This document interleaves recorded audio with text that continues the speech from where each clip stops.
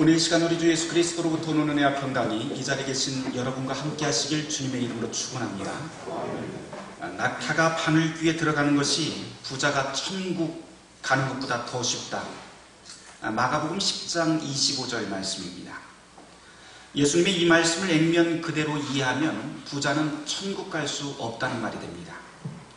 진짜 예수님께서 부자는 절대로 천국 갈 수 없다 이런 의도로 이 말씀을 하셨을까요? 아니라면 왜 이런 말씀을 하셨을까요? 이 말씀은 오늘 복음서 본문은 한 부자 청년이 영생을 얻기 위해 예수님을 찾아왔다는 이야기로부터 시작합니다.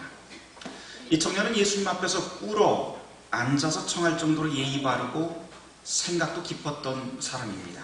게다가 어려서부터 10개 정도 잘 준수했기 때문에 아주 종교적인 사람입니다. 그런데 한 가지에서 걸립니다.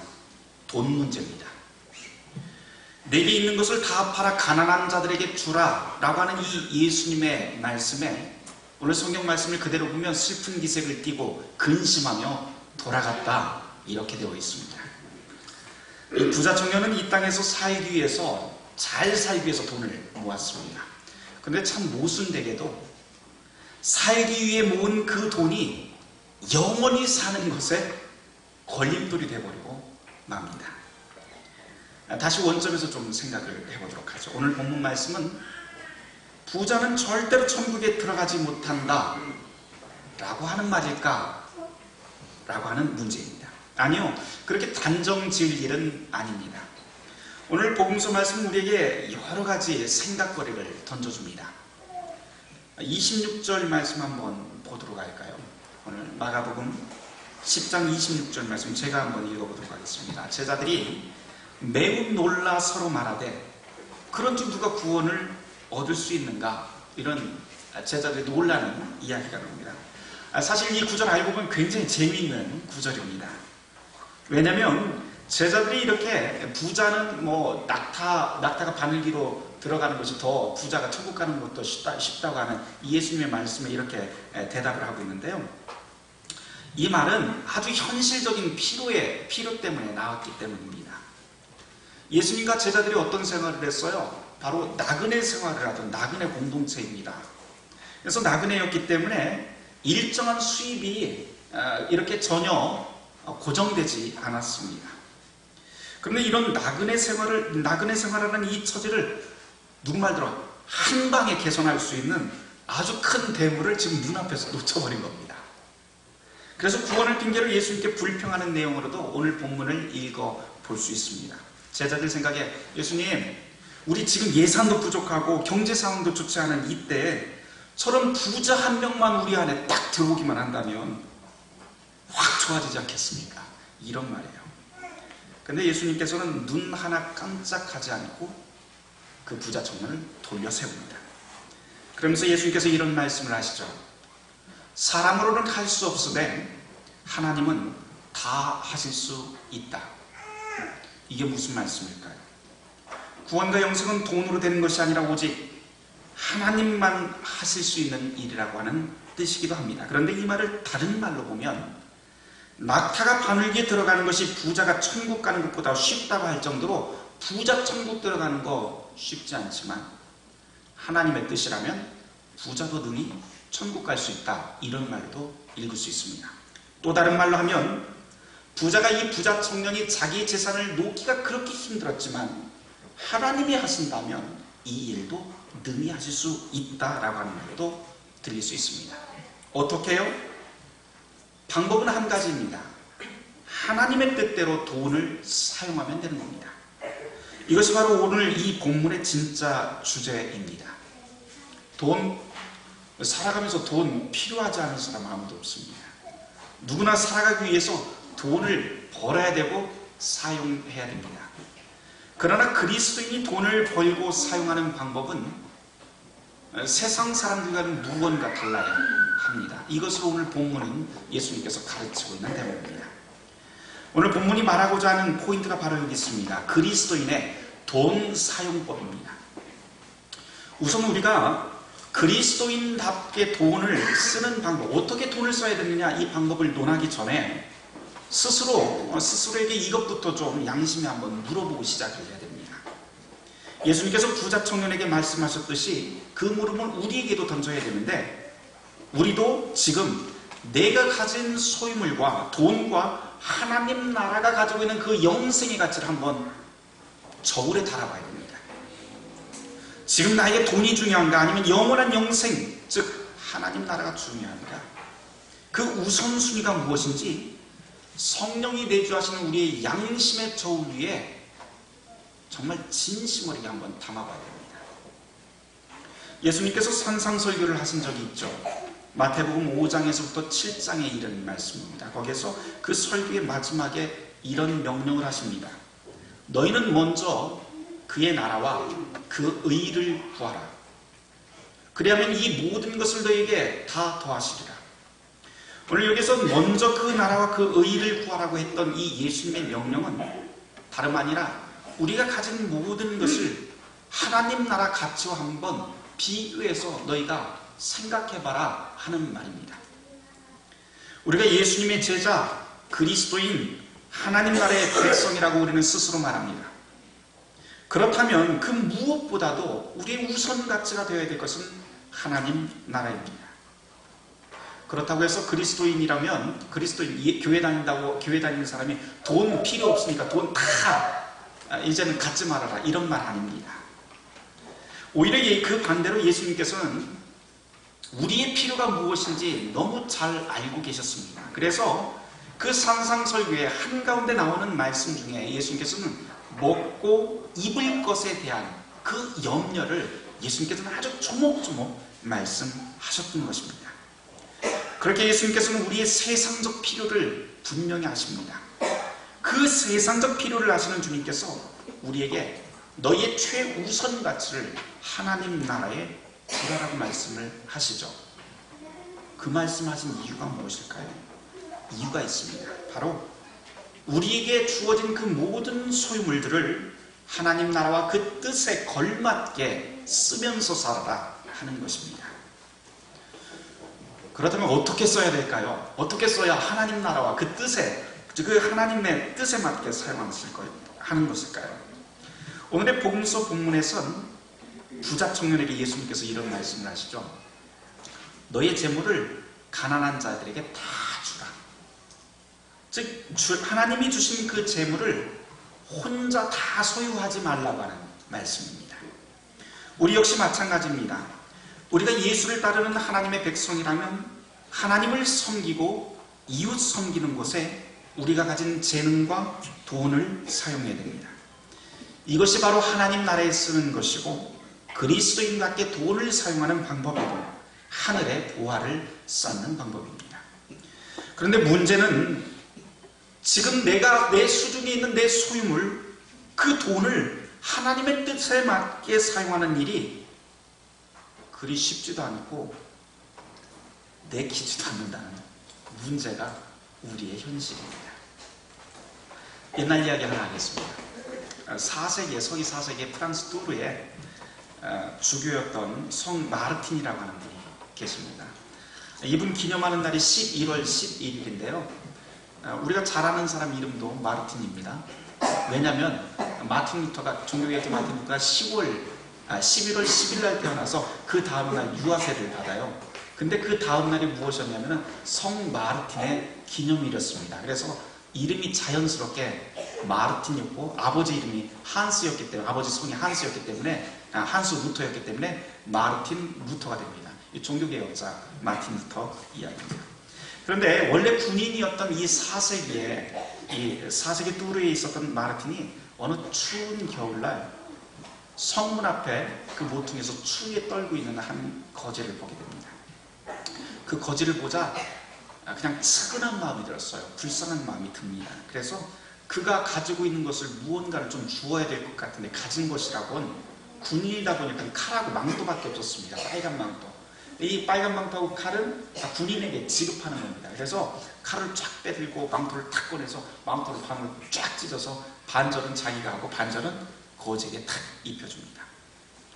그래서 중요한 것은 전부를 내주지 않고 반절만 내주었다고 하는 겁니다. 오늘 본문으로 다시 한번 돌아가 보도록 할까요? 다시 뚜르의 이 이야기를 다시 하려고 합니다. 오늘 본문에 돌아가 보면 21절 말씀에서 예수님은 부자 청년에게 뭐라고 하면 자기의 재산을 다 팔아 가난한 자에게 주라고 합니다. 조금만 팔라 하는 것이 아니라 다 팔아, 반만 아니라 다 주라고 하는 요구입니다. 우리 생각대로 하면 말도 안 되는 소리입니다. 어떻게 다 줄 수 있을까요? 가난한 자에게.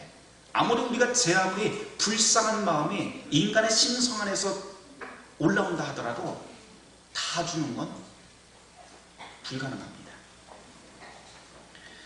측은지심의 마음으로 지금 반을 준 것도 대단한 것인데 이것도 모자라냐고 예수님한테 따질 수도 있습니다. 아, 예수님, 내가 가진 거 다 주고 나면 나는 뭐 먹고 삽니까? 라고 우리는 반문할 수도 있습니다. 이렇듯 이웃을 위해서 내가 가진 모든 것을 다 주는 것, 사실 현실적으로 불가능합니다. 그러나 예수님의 요구는 아주 단호하죠. 다 주라 하십니다. 그러면서 이렇게 가르치십니다. 27절 말씀 우리 찾아서 마가복음 10장 27절 말씀 함께 한번 읽어보도록 하겠습니다. 같이 읽어보도록 할까요? 시작. 예수께서 그들을 보시며 이르시되 사람으로서는 할 수 없으되 하나님으로서는 다 하실 수 있느니라. 아멘. 방금 전 말씀드렸던 성 마틴에 대한 이야기로 다시 돌아가 보도록 하죠. 반은 주고 나머지 반절의 망토를 가져갔습니다. 그날 밤에 마틴이 꿈을 꿉니다. 근데 그 꿈에서 예수님이 나타나는데요, 자기가 주었던 반절의 망토를 두르고 나타났습니다. 그러면서 이렇게 말씀을 하십니다. 내가 바로 그 성문 앞에 거지였어 라고 말씀합니다. 그러면서 마태복음 25장 40절의 말씀을 예수님이 이 마틴에게 말씀합니다. 뭐라고 하냐면 내가 진실로 너희에게 이르노니 너희가 여기 내 형제 중에 지극히 작은 자 하나에게 한 것이 바로 내게 한 것이라. 마르틴이 깜짝 놀라서 꿈에서 깹니다. 그리고는 다시 성문으로 달려갑니다. 뭐 하려고 달려갔을까요? 나머지 반절은 자기가 가져왔던 그 망토를 다시 그것까지도 그 거지에게 입혀줍니다. 이렇듯 하나님이 하시면 우리가 불쌍한 사람을 돕는 그냥 인간의 신성 이상의 것을 우리는 할 수 있게 됩니다. 물론 어떤 사람들이 제가 이런 말 하면 이렇게 반문할 수도 있을 것 같아요. 아니, 목사님, 꿈속에서라도 예수님 나타나셔서 나한테 그렇게 말씀을 하시면 제가 그렇게 하겠는데 나 한 번도 그런 꿈 꿔본 적 없습니다. 이렇게 할 수도 있습니다. 그래서 저는 그런 일 못합니다. 아직 예수님을 꿈에서 만나지 못해서 하나님의 뜻에 따라 돈 쓰는 것을 실천하지 못하고 계시는 분 혹시 있으십니까? 꿈에서 예수님 만나지 않았어도 괜찮습니다. 우리는 꿈보다도 더 강력한 주님의 말씀을 드리고 있기 때문입니다. 성경을 보십시오. 성경 전체를 하나로 요약을 하면, 예수님이 요약하신 대로 하면 성경 전체는 하나님 섬김과 이웃 섬김이라고 하는 이 두 짝으로 이야기를 할 수 있습니다. 이것이 바로 예수님께서 평생 우리에게 가르치신 하나님의 뜻이고 하나님 나라의 표징이 됩니다.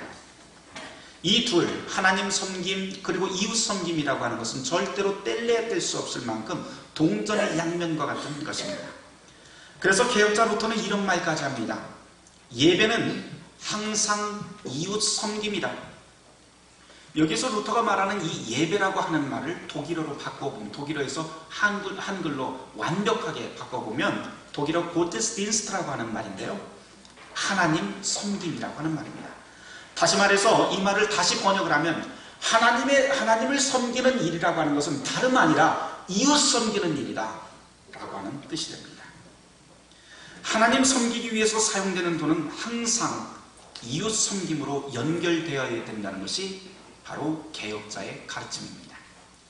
제 아무리 예배가 경건하고 화려하고 종교생활이 우리가 규칙적이다 할지라도 이웃 섬김을 명령하시는 하나님의 뜻, 예수 그리스도의 뜻을 따르지 않는다면 모두 다 헛것입니다.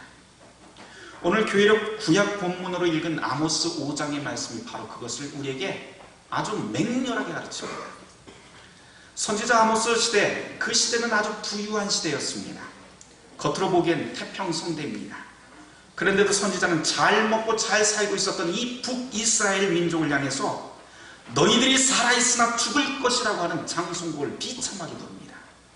그 장송곡이 오늘 교회로 구약의 본문인 아모스 5장의 말씀입니다. 그러면서 아모스 5장 4절에 이렇게 선언하죠. 너희는 나를 찾으라 그리하면 살리라. 너희는 나를 찾으라 그리하면 살리라. 5절 말씀입니다. 베델을 찾지 말고 길갈로 들어가지 말며 브엘세바로도 나아가지 말라. 길갈은 반드시 사로잡히겠고 베델은 비참하게 될 것이다. 여기서 세 곳의 지역이 나옵니다. 베델, 길갈, 브엘세바. 이 세 곳이 어떤 곳인지 아세요? 이 세 곳은 남유다 왕국과 북이스라엘의 성소가 있는 곳입니다. 다른 말로 하면 예배의 중심지입니다. 절기 때마다 성대한 제사가 열렸고 전 국민이 이곳에 다 모여서 아주 큰 목소리로 아름다운 목소리로 찬송하던 곳입니다. 그런데 아모스는 지금 이곳 가지 말라고 합니다. 결국 다 망할 것이라고 선언합니다. 왜요? 그리고는 7절 말씀에 이렇게 시작합니다. 너희는 정의를 쓴 쑥으로 바꾸며 공의를 땅에 너희가 던졌다. 10절 말씀, 성문에서 왕을 향해 책망하는 자들을 무리들이 미워하고 왕이 잘못됐다고 이야기하는 사람들을 무리들이 다 미워하고 있고 정직하게 말하는 사람들을 이 땅의 백성들이 싫어하고 있구나. 11절 말씀, 너희가 힘없는 자를 밟고 부당한 세금을 거두었으며 12절 말씀, 너희는 의인을 학대하고 뇌물을 받고 가난한 자를 억울하게 만들었다. 13절 말씀, 지식이 있는 자들은 이런 상황에 모두 다 귀와 입을 닫고 침묵하고 있구나. 이것은 바로 악한 때의 징조다 라고 선언합니다. 이게 무슨 말일까요? 다시 말해서 잘 먹고 잘 사는 것처럼 보이고 제 아무리 종교행위가 풍성하다 하더라도 우리의 예배 생활이 정의로운 삶, 가난한 이웃을 섬기는 삶, 억울한 자의 비탄을 풀어주는 삶이 되지 않는다면 망할 수밖에 없다는 말입니다. 무서운 말씀입니다. 우리의 예배 생활은 반드시 일상에서 이웃 섬김의 삶으로 나타나야 됩니다. 하나님의 선물을 받은 우리의 소유물들을 우리가 살아가는 그 일상에서 함께 나누지 않는다면 그것은 모두 다 헛것입니다. 그냥 하나님과 전혀 상관없는 일반적인 그냥 종교생활일 뿐입니다. 마치 아모스 시대에 잘 먹고 잘 살던 사람들이 정의를 쓴 쑥으로 바꾸어 먹고 공의를 땅에 던지며 종교생활은 거창하게 했던 것과 다를 바 하나도 없습니다. 그 끝은 어떠했을까요? 아모스의 이 무서운 선포 뒤에 정확히 40년이 지나자 북이스라엘은 지도에서 완전히 사라져버립니다. 그 주변에 있었던 아수르가 와서 그 나라를 쑥대밭으로 만들었습니다. 이것은 2700년 전의 옛날 이야기입니다. 그러나 절대로 옛날 이야기가 아닙니다. 우리 시대 모든 기독교인들에게 던져지는 하나님의 말씀입니다. 우리의 시대도 분명히 먹고 사는데 별 문제 없잖아요. 그러나 그 속을 조용히 한번 가만히 살펴보시길 바랍니다. 아니 뭐 더 멀리 갈 것도 없고 우리 교회 공동체 안에 있는 교우들 한번 여러분들이 알고 있는 분들을 머릿속에 한번 떠올려 보시길 바랍니다. 어떤 분들은 제가 알기로 아무에게도 말하지 못하는 근심과 아픔을 가지고 있습니다. 그러면서 쓴 눈물을 몰래 삼키는 교우들이 있는 것 제가 알고 있습니다. 말은 하지 않지만 그 교우들은 언제나 우리의 기도와 관심과 사랑을 필요로 하는 분들입니다. 어디 교회뿐입니까? 우리가 돈을 벌기 위해서 살아가는 직장을 한번 여러분들 돌아보십시오. 여러분이 살아가면서 그 직장 안에도 역시 도움을 필요로 하는 동료들이 반드시 있습니다. 우리의 국가를 보십시오. 이곳저곳에 우리의 물질과 헌신을 필요로 하는 사람들과 장소가 있습니다. 하나님 섬김은 곧 이웃 섬김입니다. 루터의 말대로 예배는 항상 이웃 섬김으로 연결되어야 됩니다. 혹시 이웃을 위해서 재물을 사용하라고 하는 이 말씀 듣고 또 이렇게 생각하시는 분들도 있을 것 같아요. 아니 목사님, 사실 나 혼자 먹고 살 돈도 없습니다. 그런데 어떻게 이웃 섬기는 일까지 내 돈 꺼내서 쓰라고 하십니까? 참 목사님, 현실을 모르시네. 참 답답하시네요. 분명히 이렇게 말씀하실 분들 있습니다. 자, 여러분들이 형편을 잘 알기 때문에 이렇게 생각하시는 분들이 한두 명이 아니라고 하는 것 저도 잘 알고 있습니다. 그래서 종교개혁자 루터 이야기 하나만 하고 마치려고 합니다. 루터가 이런 말을 합니다. 비천한 여종이 어린아이의 기저귀를 빠는 일이 교회와 수도원을 세우기 위해 기부하는 것보다도 훨씬 더 거룩하다. 중세시대에 있었던 그 여종이 해야 될 일 중 하나는 집주인의 아이를 돌보는 일이었습니다. 그래서 여종의 직업입니다. 그런데 여기서 루터는 이 비천한 여종이 자기에게 주어진 이 직업, 자기에게 주어진 일, 이 세속 직업에 충실한 것이 교회와 수도원 건축보다도 더 거룩하고 위대한 일이라고 가르칩니다. 이 말을 다시 풀어 말씀드리면 저와 여러분들이 세상에 나가서 일하는 그 직업 자체가 거룩한 하나님의 소명이고 하나님의 일이라고 하는 뜻이 됩니다. 간혹 어떤 분들이 목사직만 거룩한 성직이라고 말씀하시는 분들이 있습니다. 아니요, 그렇지 않습니다. 우리는 개신교입니다. 여러분이 세상 속에서 살아가고 있는 그 세속 직업도 거룩한 성직입니다. 이것은 부패한 교회, 중세교회를 무너뜨렸던 가장 핵심적인 종교개혁 사상입니다. 여러분의 일상이 참으로 귀하고 거룩합니다. 여러분의 직업이 성직입니다. 단 조건이 있습니다. 하나님께서 우리에게 이 거룩한 직업을 주신 이유를 아셔야 됩니다. 하나님께서 직업을 주신 이유는 하나님의 뜻을 이루기 위함인데 그 뜻은 바로 이웃 섬김입니다. 그래서 여러분들 직업을 통해서 벌어들이는 돈이 이웃 섬김에 사용될 때 이것이야말로 하나님 섬김이고 그것이 바로 여러분이 일상에서 주어지는 예배입니다. 그리고 그것이 기독교적 재물 사용법이 됩니다. 이것은 우리의 힘으로 되는 것이 아니라 하나님의 은혜에 감사할 때 매 순간을 내가 하나님 앞에서 살아가고 있구나 하는 그 마음이 충만할 때 가능한 일입니다.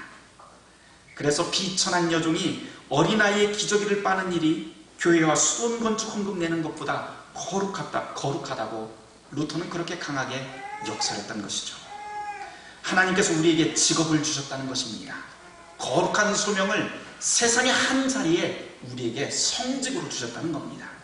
그것에 감사해서 우리는 살아가는 삶의 현장에서 성실하고 그리고 감사하게 일합니다.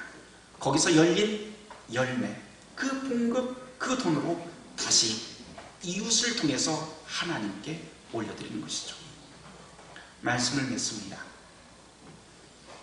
우리는 예수님의 제자입니다. 그리고 하나님 나라의 자녀입니다. 게다가 이 자리에 있는 저와 여러분들은 종교개혁 정신을 이어받은 개신교인입니다. 바라기는 저와 여러분의 모든 일상과 하나님께서 선물로 주신 우리의 모든 소유물을 하나님 섬김을 위해서 그리고 이웃 섬김을 위해서 사용하는 복되고 거룩한 성도들 되시길 주님의 이름으로 축원합니다. 우리의 힘으로는 할 수 없으나 하나님께서는 다 하실 수 있습니다. 모든 지각이 뛰어난 하나님의 평강이 그리스도 예수 안에서 너희의 마음과 생각을 지키시리라. 아멘.